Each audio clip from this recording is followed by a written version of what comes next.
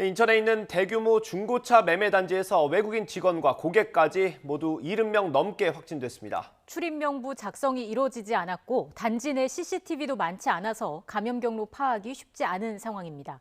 취재기자 연결해서 알아보겠습니다. 박희재 기자.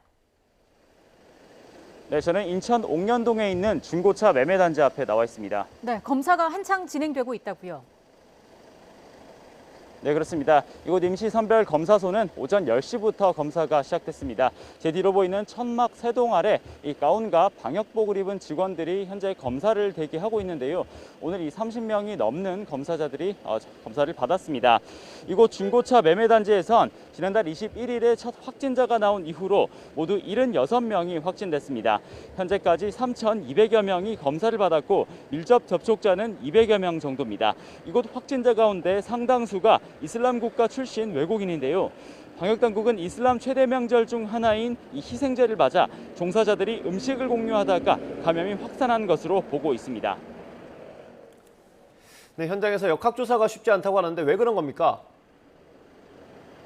네, 그렇습니다. 여러 가지 이유가 있는데 먼저 매매단지 환경을 한번 살펴보겠습니다. 뒤로 차량들이 많이 주차돼 있는 곳인데 축구장 300개 정도를 합친 넓이입니다. 이곳에 주로 중고차 수출 기업들이 밀집해 있는데 근무하는 직원들은 2,000명 정도입니다. 문제는 이 커다란 매매단지를 관리할 주체가 없다는 점입니다.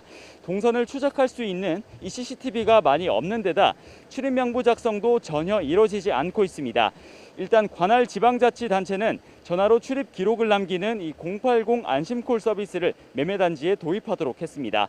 또 외국인들이 주로 근무하고 있어 소통이 원활하지 않아 역학조사도 지연되고 있는데요. 통역 인력마저 부족해 이 방역당국이 어려움을 겪고 있습니다. 다른 수도권 지역에서도 감염이 이어지고 있다고요. 네, 어제까지만 해도 수도권에 신규 집단 감염 사례가 5건 나왔습니다. 서울 강남에 있는 연예기획사에서 지난달 28일 이후로 모두 18명이 확진 판정 받았습니다. 서울 용산구에 있는 PC방에서는 모두 31명이 확진됐습니다.